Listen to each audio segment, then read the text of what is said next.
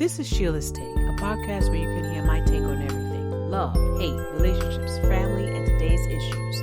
I'm your host, Sheila Dunbar. Thank you for joining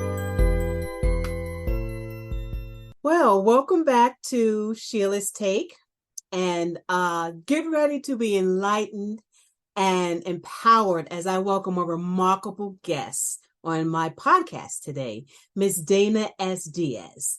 Dana is a shining example of strength, resilience, and transformation. As an esteemed author, her groundbreaking book, Gasping for Air, The Stranglehold of Narcissistic Abuse, dives deep into the intricate web of narcissistic abuse, serving as a beacon of hope for those yearning to break free and reclaim their lives. Dana has dedicated herself to shedding light on this issue, offering guidance to survivors through her empathetic words. She provides invaluable insights and strategies to help individuals navigate these seemingly insurmountable challenges that arise from such toxic relationships. But Dana is more than just an author. She's a catalyst for change, encouraging victims to heal and empowering them to regain their self-worth. Her genuine passion for helping others shines through her engaging interviews and speaking engagements. So let's get ready to embark on a transformation experience that will leave you empowered to take and ready to take control of your narrative. Dana, welcome to Sheila's Take. Thank you so much. And thank you for that beautiful introduction. I'm like looking around like, who is this that she's talking about? I need to hear what this person has to say. Well, welcome. I'm so honored and I'm so happy that you were able to be a guest on my podcast. And I was so moved by your story and the way you just came out of everything that you went through. Can you share a little bit about your personal journey and how it led you to become an expert on narcissistic abuse? Yes, absolutely. Because I think it is important for people to know I am not sitting here, trying to impose any beliefs from a medical perspective or a psychological perspective, right, as a doctor or a therapist or anything. I am a normal person who's been through it, and I've been through it for over 40 years of my life. And if that's not valid, credible experience, I don't know what is. So essentially, to give people some background about my story, I was born to a teenage mother who didn't want me. And this was back in the times that it wasn't okay to be a pregnant teenager. So she met a lot of ridicule and shame. Certainly it affected her. But the fact that she actually had her tubes tied so she couldn't have more children, she had them tied immediately after my birth. Yeah. So I don't think she wanted children at all. Anyway, I was loved by my great grandma, thank God. And I had a wonderful godmother who is still with us, and I love her dearly. But my mother just always was very emotionally detached from me. She ended up marrying a man who I never liked. He was in our lives since I was maybe a year old, but they got married when I was 7. But I never liked him. He outwardly was very outgoing and was always squeezing me and smiling, putting on this show of look at us, the happy family. But behind closed doors, it was a whole different ball game, especially when my mother wasn't around. She had some, long work hours. So she would leave sometimes before we were even awake in the morning and come home, late after dinner. So he was basically left in charge of me getting ready in the morning and all. And during those times, it started with verbal abuse, with him telling me single day as far back as I can remember that nobody ever wanted you. You shouldn't even be here. I shouldn't have to pay for another man's child. I was a burden, a bother. I was stupid. I was fat. I was everything. You know, he criticized everything I ate, even a peanut butter jelly sandwich when I'm 6 years old, telling me that it's going to make me fat. Just terrible, terrible things that I unfortunately, I stood up for myself. I knew it was wrong, but after, what was it, 18 when I left the house. So you're talking about maybe 12 years or so, 13 years possibly that we lived with him, or that I lived with him, I should say, that I internalized it as much as I didn't want to believe it. And I knew it was wrong. I internalized it. So now my self-image was awful. I had no self-esteem, no self-confidence. Everything about me was diminished. Every success, every talent, every achievement, nothing was good enough. I just wasn't, they just didn't want me to be anything more than what they thought I was, which was garbage. And then the physical abuse didn't help because, in the midst of all this verbal stuff, my mother was looking the other way, telling me when I would tell her of these things, saying, oh, he would never say that. You're lying to get attention. You're probably just jealous that I have a relationship with him and not so much with you. But he would physically, he was brutal. Wow. So many people have suffered much worse, but he would grab me by the hair, by the back of my head and bang my head against the wall. So I'd go to school like this, with I kind of had that gothic look going on with hair hanging. I think I was like Wednesday Addams before she was popular, I always just kind of looked dim and grim and kind of tried to hide in myself so nobody would notice me. But there were a lot of arm and wrist grabs where somebody grips you so tightly and they hold on so it leaves hand marks and it hurts. But then we graduated up to when I was 17. The worst situation was when I was straddled and slapped and punched. I think there was so much going on. One of them pinned me down, the other was beating me, and then my mother actually was the one who put her hands around my neck and strangled me until I was blacking out, and I finally realized I could kick her to get her off of me, and I escaped the house. So that was my childhood. It wasn't nice. It wasn't pretty.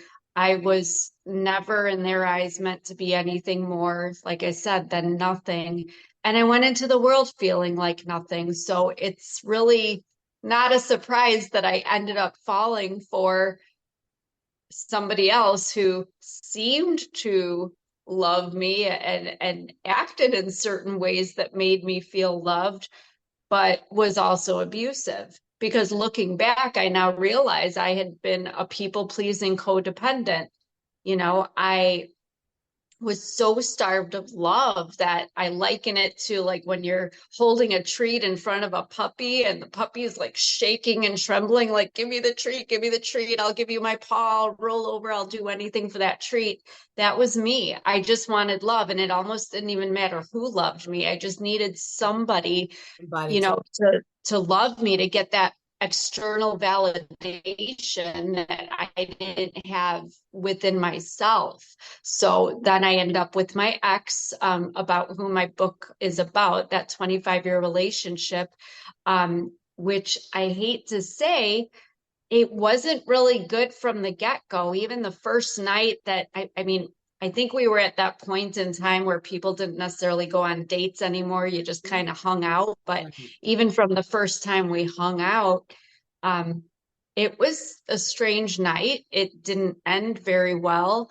I was very uncomfortable with his behavior, and he was very aloof and arrogant, but at the same, and he was disrespectful to me.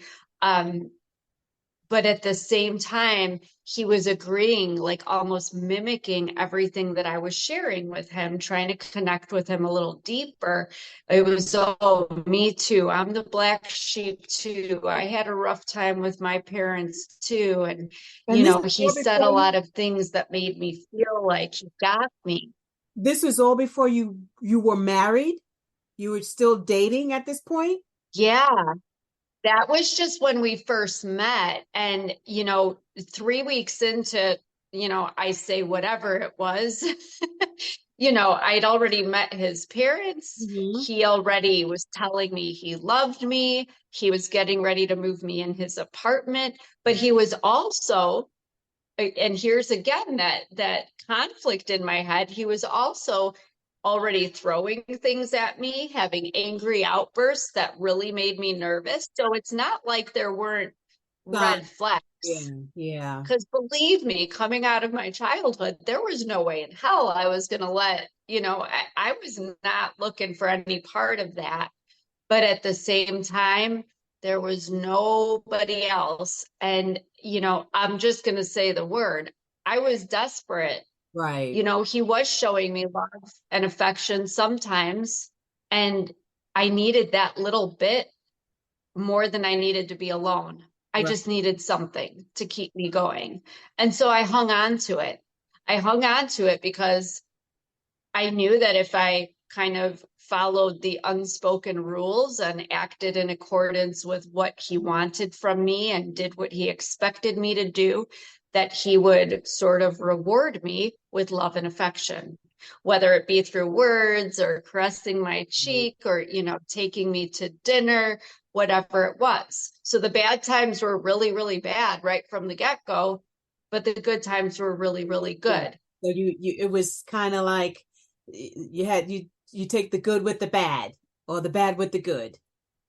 Yeah, or I wanted, and a lot of it too, honestly, was just that when somebody is good to you, Hmm. I mean, I realized this very early on with him. I was like, okay, well, I know what provokes the bad, so I Right, won't do those things. right. But see, I didn't see that as manipulation.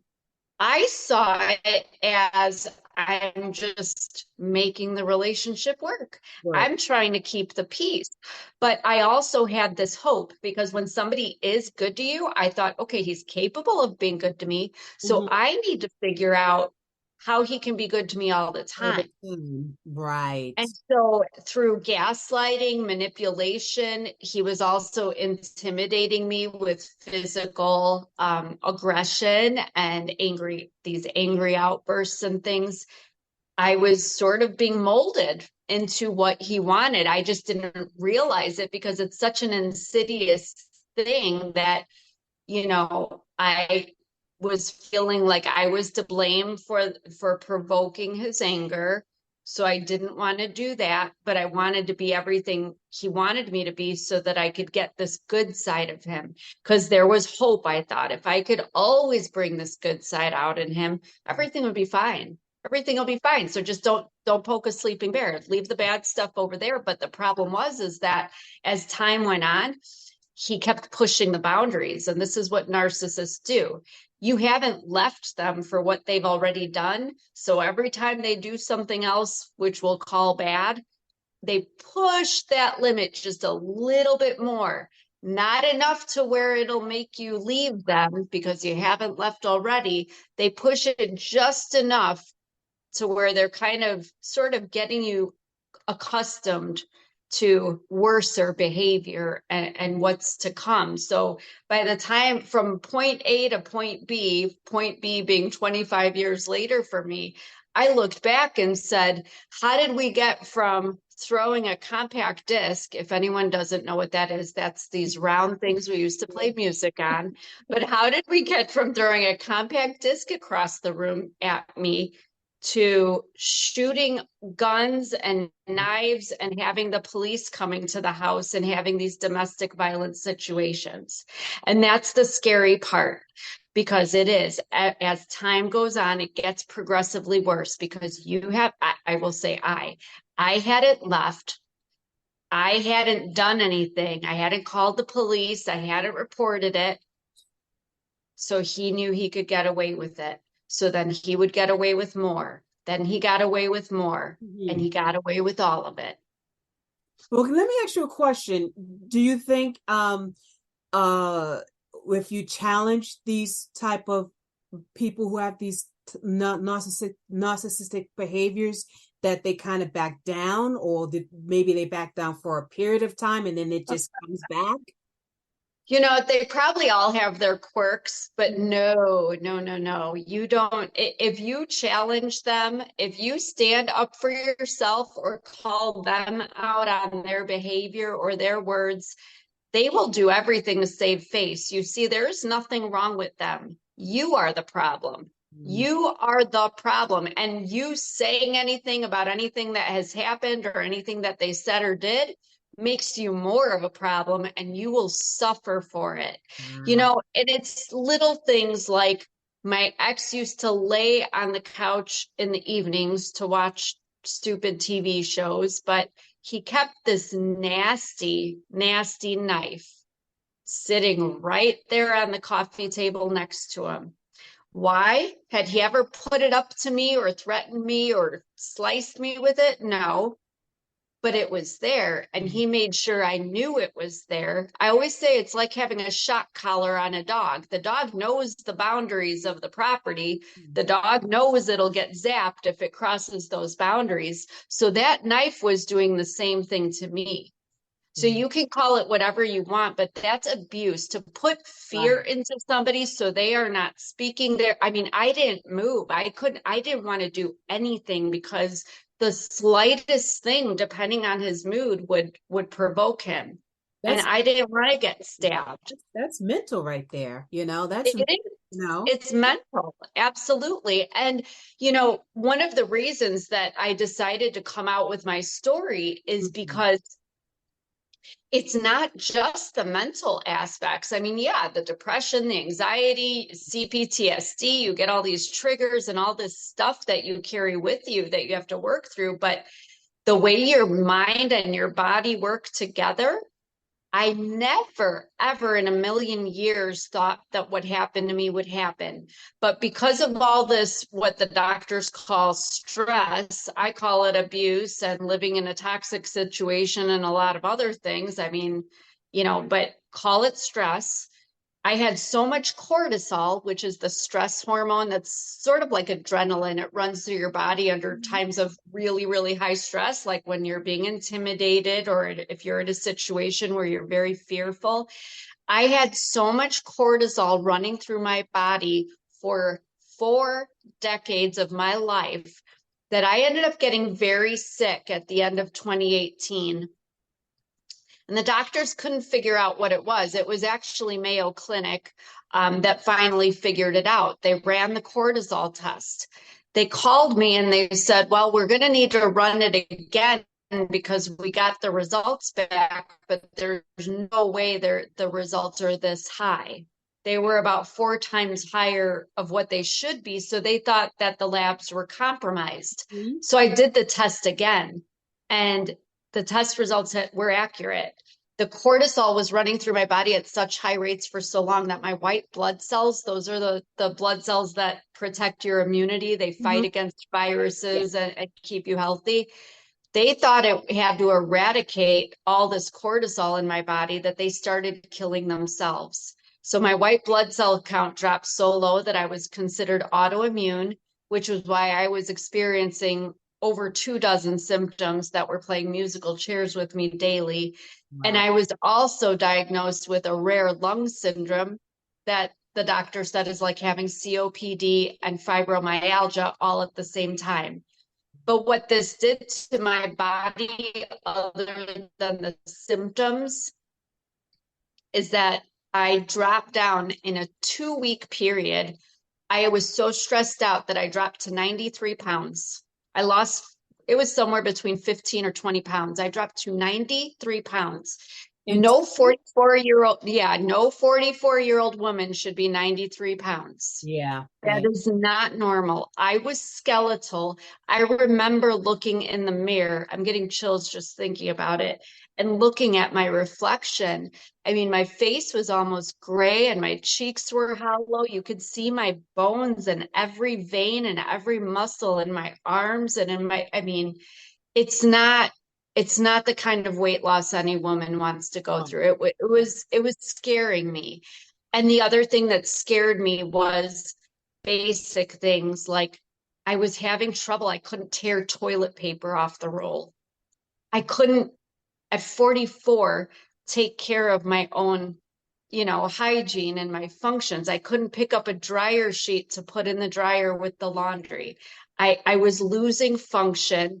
And then I needed a backpack oxygen unit to wear with a face mask to breathe. really? And I was so terrified because I did not realize, I never would have imagined that so-called stress could do this to a person. I thought I was doing the right thing. I'm a faithful person. I thought I was doing right by my faith, staying in a marriage, especially since I knew who he was when I married him. I honestly had doubts about marrying him, but I did it. So I thought, Mhm. made your bed, lie in it. We had a son together. My son had even approached me when he was in his, I don't know, 13, 14 years old and said, please don't leave dad. I know you want to divorce dad, but please don't do it until after high school when I leave for college because he's going to make life a living hell and I don't want to be here for it. So I promised my son, I didn't want to break up his family. I didn't want to do that. And, there's all these reasons we stay, but I had no idea that it was killing me inside, literally, to remain in this situation. So So, it was mental, it was the mental, the physical, and it took a toll on your body.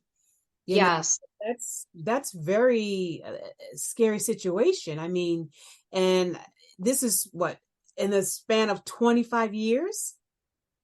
we were together 25 years total. Yeah, because after it was about the end of 2019, I still hadn't gotten any better. I was still trudging to get through every day, suffering. And I went to the doctor again and they ran more tests. And the doctor, I'll never forget him saying, your body is shutting down.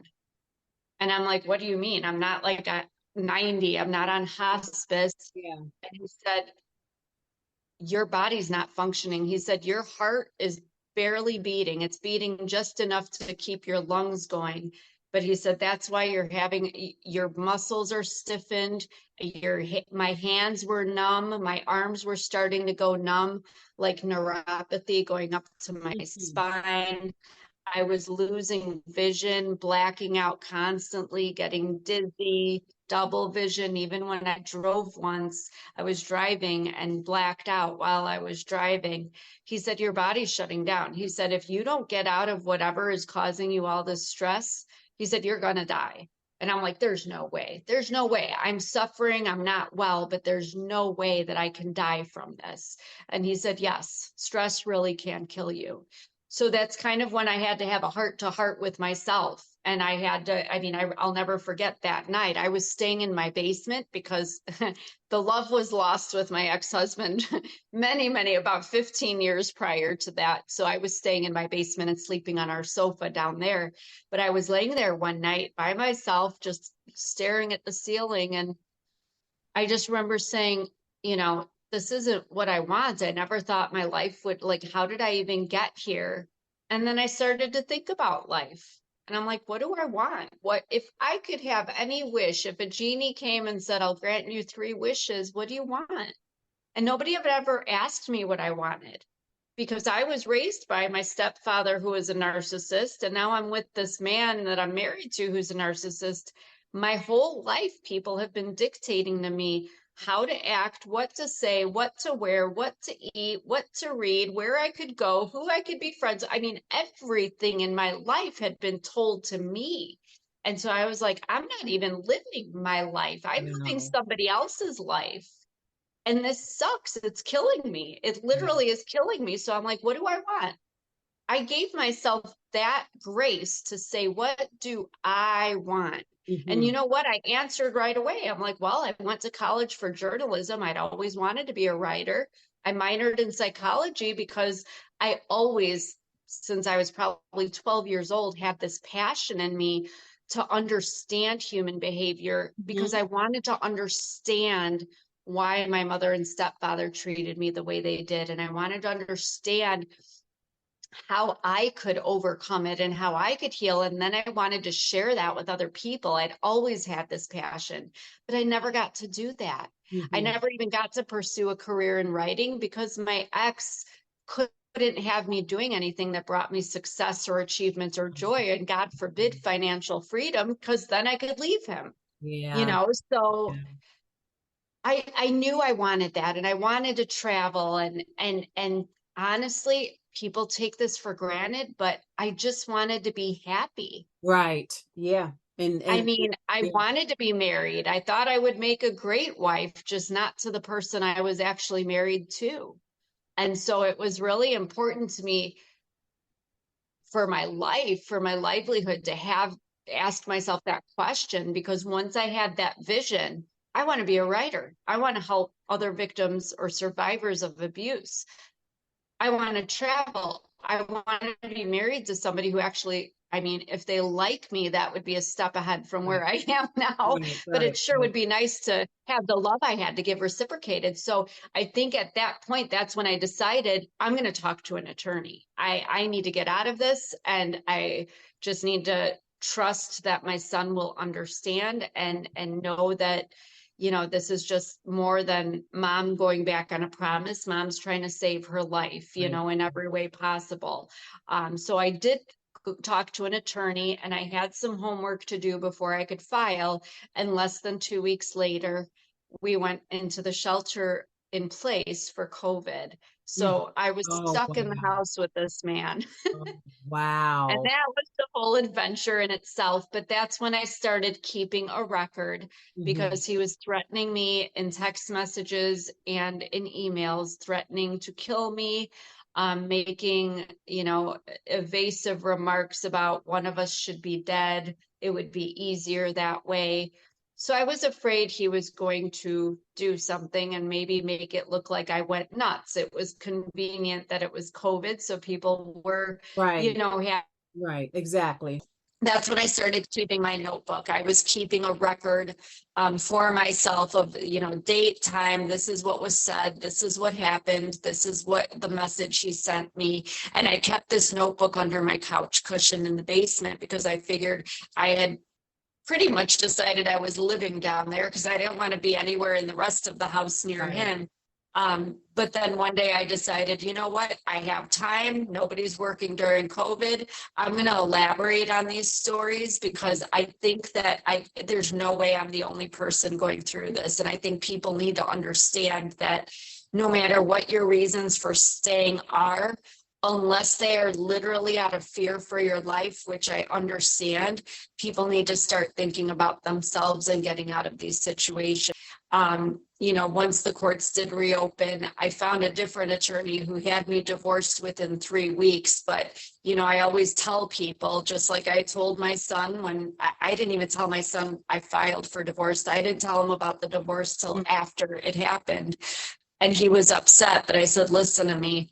I wish a divorce meant the relationship was over, but all a divorce is a piece of paper saying who gets what financial Exactly. assets. But Hmm. I said, this relationship is still going. This man would not move off my property. He had moved out of our main house, but we had like a little in-law house on our Hmm. farm. So he moved into that. He would not move off the property, even though the house was given to me and my son in the divorce.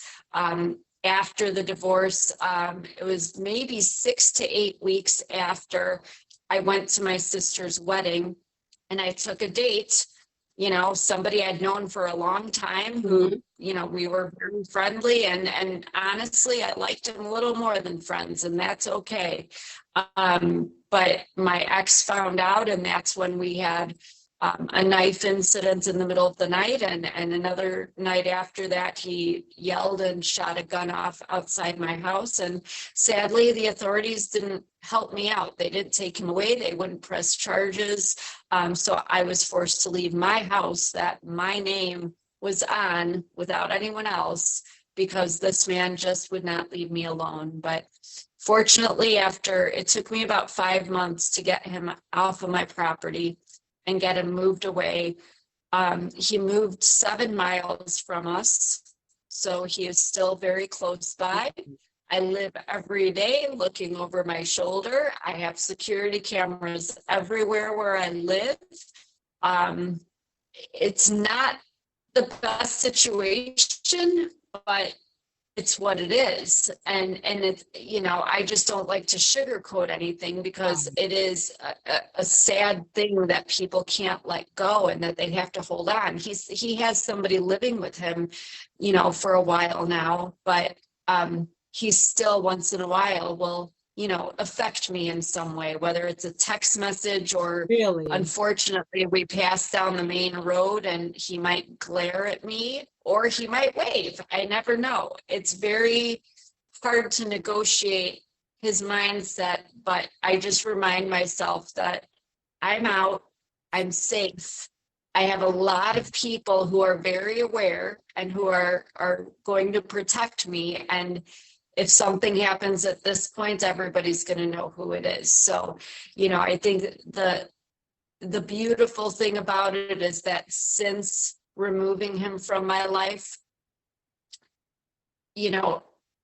it's very interesting to me how 40 some years of my life, in my childhood, then in my 25 years with this man, all I heard was negative. You can't, you won't, you aren't, you never will. Everything was negative. This story around me and about who I was and what I could be and how I could live was always diminishing. It was always discouraging. And now, since removing myself from that toxicity, and I am choosing who I allow to come close to me and within my circle. Unfortunately, it's not all family. Some family had to be pushed outside that circle. Some friends or people that I thought were my ride or dies, they're not in that circle. There was a lot of betrayal and a lot of, insult, in the process of transitioning from that life to my new one, because I started setting boundaries. I started saying to Dana, it's okay if I say no to somebody. Mm-hmm. I don't need everybody to like me. That's right. I don't need everybody to understand me, because you know what? Now that I am surrounded by people who uplift me and encourage me, and I don't want anyone to think I am not surrounding myself with yes men. I am not surrounding myself with people that kiss my butt, but these are people who think highly of me. Some of them, like the people at my church, probably think I'm a better person than what I really am. Mm-hmm. But that makes me want to be better. I want to be that better person. So I am growing as a human being. I am blooming in this very fertile soil that I am now living in. I don't have anything hindering me. So I am blossoming. I've been out of my previous marriage for 3 years, okay? Yes. Just over 3 years. In that time, I have become healthy. I don't even know when the last time I needed my oxygen machine was. I have put on weight. I don't have symptoms anymore. I still have the diagnosis. It's permanent, but I don't have the symptoms. I am remarried to that friend that I took as a date. I'd known him a long time, and I knew his family over 16 years before, we started, coupling up, I guess is the right word. But, what an amazing thing to be married to a man we were friends first, and we had that foundation of trust, and there's a loyalty with us. But even more so, he also thinks so highly of me. So when I have all these people reflecting these positive ideas back to me, even if they see me fail, or maybe they see me maybe not always acting, or maybe I've said something that's uncharacteristic, and, they think I could be a better person, Mm-hmm. they'll call me out on it. Yeah. But I am striving every day to be better. And now my mind's, instead of thinking like, I can't, I won't, I never will, because of the people around me, my mindset has shifted to, oh no, I did, I will do more, I'm gonna, it's happening. And like the sky's the limit. Wow. I never thought 3 years ago that I would be a full-time writer, that I would have written 3 books, one of which is already published. I would have never thought I would have never thought I would have been remarried. I wasn't sure I was even going to live, never mind be Yeah. healthy again. So it's just amazing to me by just saying, what do you want? Because it's a simple question, but some of us have never been asked that. We've never been permitted even Exactly. the idea of being allowed to be ourselves and living an authentic life. But gosh, let me tell you, when you are living, well, authentic is the right word. When you are Mm-hmm. living true to who you are and filling your soul every day, that's authenticity. And That's there's nothing but that's a joy that you will never mm-hmm. find anywhere else. Wow. Wow. It's amazing how you what you went through and how you came out on the other end, and you are experiencing what you should, or what we as humans we expect to experience. And it's just Yeah. happy, just to be happy, and have joy in our lives, and what you had to go through to finally get it. And I look at that, and it's like, the relationships with narcissists can leave lasting scars. They can leave lasting scars. And you were able to come out of that, and establish boundaries, healthy boundaries, get your life back in order, get your health back in order. And Yeah. it's just commendable and courageous on your part. A lot of people probably, I'm not going to say a lot of people, but sometimes people cannot recover from that, even to go into another marriage, even to go into another type of another relationship, because of what has happened to them in the past. And that's courage in itself.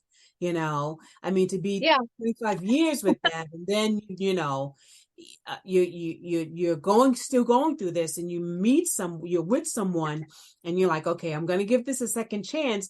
And sometimes in the back of your head, it may be, well, is he going to be like my previous? Should I give my all? Should I Well, do this? But you that's exactly be right. But courageous. it is a risk, because honestly, I was going to do like everybody else that comes out of an abusive situation. Every one of us is going to head for the hills, and we are going to be alone, and we don't Mhm. trust anybody, and we're not going to date. And I don't know what I would have had to do if I was going to date, because I think it was different for me. I mean, whether people believe in God or not, I've had numerous people in my life, and I believe it, that it's like God was just gracing me with a blessing of this Yeah. man, because I had already known him. And like I said, I knew his dad and I were buddies, and his sister-in-law and I were friends. My son knew the family. So he was like, oh, okay, yeah, sure, be with him. It wasn't a thing because we already had that established foundation. But it's not to say it wasn't a risk, because we've been married a couple of years. Mm. Okay. But I'm going to tell you that even to this day, right here as I'm sitting here right now, I get doubts once in a while. Mm. Not that he does or says anything that makes me question whether I should be with him, but I don't trust myself. Right. Did I make the right decision? Am I seeing this? Is this just a normal thing, or is this a narcissistic tendency? Am I not seeing, because you question everything. Mm. And even my husband, he we had this conversation not that long ago where trust came up, and I looked at him, and I'm very direct. So I said very matter of factly, well, I don't trust you completely. And he was horrified. He said, but I'm your husband. I said, there's like two people in my life, two that I 100% trust in any situation with anything with me, two. Wow. And one is my godmother, and one is her son, who's like a brother to me. But we've been through it together, and those are the only two people. I trust everybody on some certain level, and my husband is high up there. I told him he ranks up there, but it's going to take me a long time and a lot of, I hate to say it, kind of proving to me through actions that I can fully trust Right. him. But I need to, I'm glad that I have enough respect for myself now, and I'm loving myself and I'm loving life, but I still have a lot of self-doubt. I will always question everything and overthink it because I want to make sure that I am not putting myself in another situation where I'm going to get hurt by somebody else who's trying to cause me intentional harm. Yeah. So, it's still a struggle. It's a fairy tale ending, absolutely, but it doesn't come without its struggles. And it wasn't just a risk for me, it was a risk for him because, Yeah, he knew what he exactly. was getting into, but he didn't know what he was getting into. It could have went either way. It could have went either way. It could have went either way, but at the end of the day, I just thought to myself, okay, I don't take marriage lightly. Please understand that. But I knew that I deserved to be in a loving relationship despite everything in the rest of my life. And even though I should have gone, I was going to go to North Carolina and live in the Smoky Mountains with a Great Dane and be a writer and just work on me and do all the stuff we talk about. But you know what? He was here and now. Yeah. I had a chance and I had to make a decision. And I thought, what the heck? Because I deserve love. And what's the worst that can happen? It doesn't work out. Doesn't work Am out. I any less off? But I trusted him that he's not, the type that things would end badly, even if they ended, because we'd always been friends So first. you knew, So, yeah. so I knew I was in good hands, whether it worked out or not. But, I thank God every day. Sometimes I pinch myself that he has been extremely patient and gentle with me. And he has shown me a lot of things too. He has shown me how to be myself, because even when he is not exactly liking what I'm saying or doing, he might express it, but he knows that's me. And he doesn't want me to be anything but who I am. And Wow. I love that he doesn't want to change me or diminish me. And I want that for him. And the other thing I love about him is that, it's interesting to me that I used to take he's been divorced much longer than I have, but he just goes and lives his life every day. Yeah. He considers me in that, but he's just going and living his life and being true to himself. In the beginning, I took that as, oh my God, he's abandoning me. He's rejecting me. He doesn't want me to be a part of this or a part of that. But you know what I realized? I thought about it one day. I'm like, I had been a bird locked in this cage. Now I'm out of this cage, and I was ready to fly off and be like, sayonara, see you later. I'm done. I'm out. Yeah. But this man is holding me. He's holding me in the palms of his hands, and I am free to fly and do and be whatever I need to be. But Wow. his hands are always going to be there. And so I learned little by little, I could leave the palms of his hands, go and do Dana and be who I am and whatever that is. And his hands are always going to be there to come home to. Oh, that's beautiful. But that's so beautiful, Dana. And it is. But fairy tale blessing, whatever it is that, I was granted this beautiful relationship now. It may not happen like that for everybody, but I want everybody to know that no matter what you've been through, you can have a healthy relationship and you can have love. I don't want people to close themselves off to love like I almost did, Right, because we right. all deserve it. We do have to love ourselves first, though, but You it do. definitely helps when we have other love in our lives, because no matter what kind of healing tools you read about or learn about in therapy, and no matter how much you love yourself, you'll never learn how to actually have a healthy relationship unless you put those things to practice. Mhm. So Yeah, you need to get out there and try. When you're ready, get right. out there and try, because there is a beautiful life waiting for everybody. Yeah.